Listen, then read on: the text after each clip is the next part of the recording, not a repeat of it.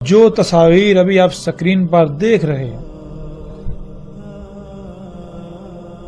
یہ خطہ ہند میں ملک پاکستان کے صوبہ سندھ کی ہیں، جنہیں دنیا موہنجو داڑو اور ہڑپا کے نام سے جانتی ہے۔ ناظرین، بہت عرصہ تک یہ تباہ شدہ شہروں کے کھنڈرات دنیا کی توجہ کا مرکز بنے رہے۔ بڑے بڑے نامور سائنسدانوں نے ان کے اوپر تحقیقات کی، دنیا کی یونیورسٹیوں کی بڑی بڑی نامور ٹیموں نے ان پر تحقیقات کی، لیکن وہ کسی نتیجے پر پہنچنے سے قاصر رہے۔ اور پھر دوسری جنگ عظیم میں امریکہ نے جب جاپان کے 2 شہروں پر ایٹمی بم پھینکے اور اس کے بعد صنعتی انقلاب کے نام سے فساد دن بدن بڑھتا رہا، اور آج جب انسان کو مزید غیر معمولی فزکس، کیمسٹری اور ریاضی کے قوانین پر عبور حاصل ہوا، تو سائنسدانوں نے ایک بار پھر ان کھنڈرات پر تحقیقات کی۔ جب تحقیقات کی تو پتہ چلا کہ ان علاقوں کی مٹی میں بالکل وہی ریڈیشنز پائی جاتی ہیں جو ریڈیشنز ان جگہوں پر پائی جاتی ہیں، ان جگہوں کی ان اشیاء میں پائی جاتی ہیں جہاں پر 1945 میں امریکہ نے ایٹم بم پھینکے تھے، یعنی ہیروشیما اور ناگاساکی۔ ہیروشیما اور ناگاساکی میں جہاں پر امریکہ نے ایٹم بم گرائے، ان جگہوں کی مٹی، پتھروں اور مختلف اشیاء میں جو ریڈیشنز پائی جاتی ہیں، بالکل وہی ریڈیشنز ان مقامات پر پائی جاتی ہیں۔ یعنی نتیجہ کیا نکلا؟ نتیجہ یہ نکلا کہ رائے برابر بھی یہ شک نہ رہا کہ یہ تہذیبیں ایٹم بم کی وجہ سے تباہ ہوئیں۔ پھر جیسے جیسے مزید تحقیقات کی گئیں تو پتہ چلا یہ انتہائی جدید ترین شہر تھے، انتہائی وسائل کے حامل شہر، اور یہ شہر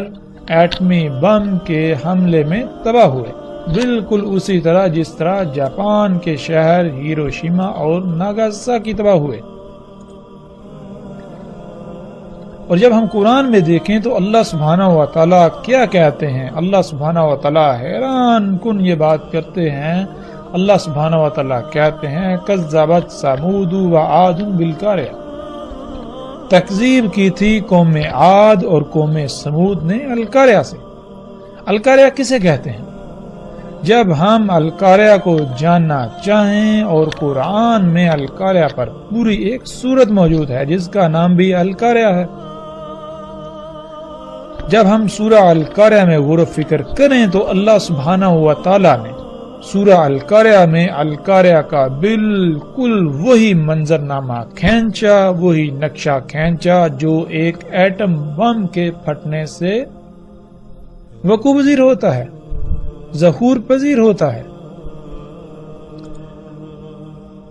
تو آج انہوں نے خود ہی یہ تصدیق کر دی، یعنی کہ آج کے انسان نے خود ہی یہ تصدیق کر دی کہ یہ تہذیبیں ایٹم بم سے تباہ ہوئیں، جس سے یہ ثابت ہوتا ہے کہ ایٹم بم صرف موجودہ انسانوں کے پاس ہی نہیں بلکہ ان سے کئی صدیاں پہلے بھی انسان یہ سب بنا چکا تھا۔ ناظرین، قوم عاد جو ایک ایٹمی عالمی جنگ کا شکار ہوئی، اس کے آثار آج ہم پوری دنیا میں بکھرے پڑے دیکھ سکتے ہیں۔ انتہائی عجیب و غریب جدید ترین عمارتیں جو کھنڈرات کی شکل میں ایسے پڑی ہوئی ہیں گویا کہ ایک عظیم طوفان، انتہائی تیز رفتار شدت کی ہوا نے انہیں تہس نہس کر دیا ہو۔ اور بالکل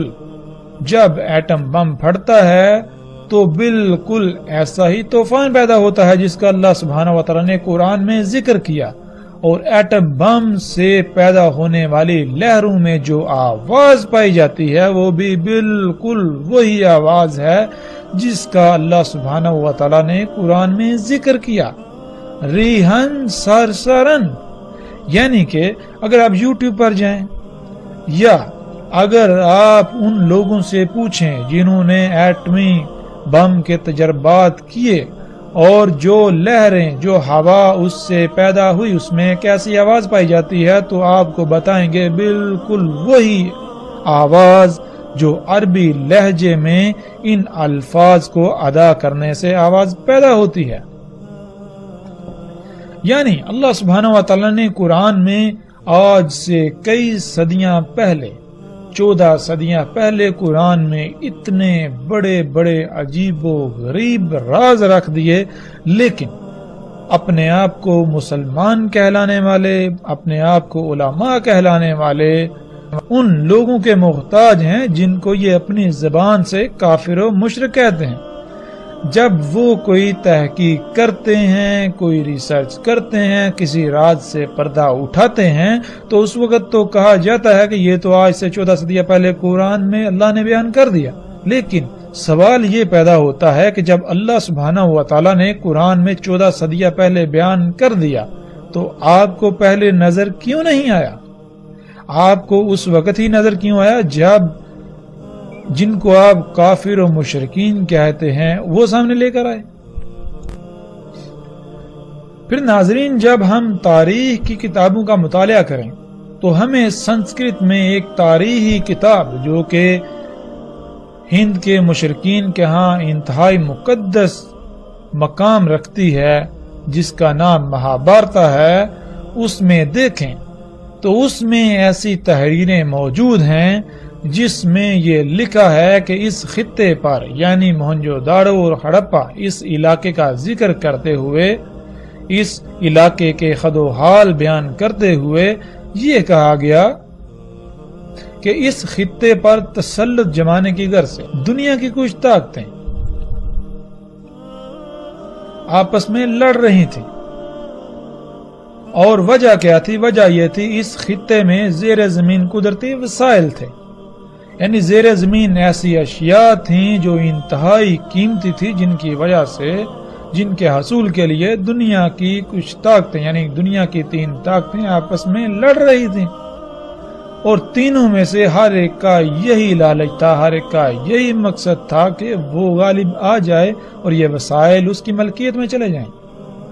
اور یوں وہ پوری دنیا پر اپنا تسلط قائم کر لے۔ بالکل ویسا ہی نقشہ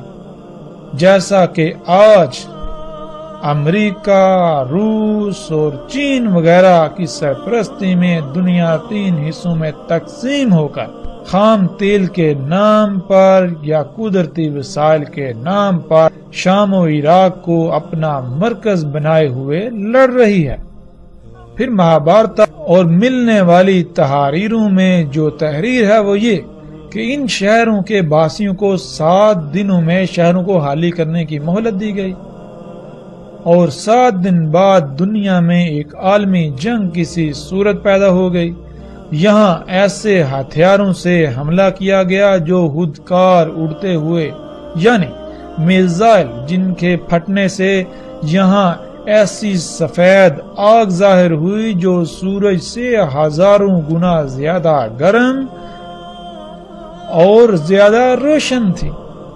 جہاں وہ ہتھیار پھٹے وہاں سب کچھ حرارت کی وجہ سے پگھل گیا اور یہ شہر زمین تلے دب گئے۔ قرآن میں اللہ سبحانہ و تعالیٰ نے واضح صراحت کے ساتھ بتا دیا کہ یہ قوم عاد تھی جو القاریہ سے تباہ ہوئی۔ القاریہ یعنی عالمی ایٹمی جنگ۔ یہ دنیا میں اپنے انہی قدرتی وسائل سے بنائی جانے والی ٹیکنالوجی کی وجہ سے قوت میں اپنا کوئی ثانی نہ رکھتی تھی، اور یہ اس قوم کا دعویٰ تھا کہ کوئی بھی اس سے قوت سے بڑھ کر نہیں ہے۔ اور قوم سمود جن کے ہاتھوں قوم عاد تباہ ہوئی، جیسے آج دنیا میں قدرتی وسائل یعنی اللہ کے غیر کی تکذیب کی خاطر لڑائی جاری ہے، اس وقت بھی ایسا ہی تھا جیسے آج امریکہ کے مد مقابل کوئی نہیں۔ اسی طرح قوم عاد کے مد مقابل بھی کوئی نہیں تھا، اور جیسے آج روس امریکہ کے مد مقابل سر اٹھا رہا ہے اور سر اٹھا چکا ہے، اسی طرح اس وقت ایک دوسری قوم جسے قرآن میں اللہ سبحانہ وتعالی نے قوم سمود کہا، وہ تھی جس نے سر اٹھایا اور قوم عاد کی ہلاکت کا سبب بنی۔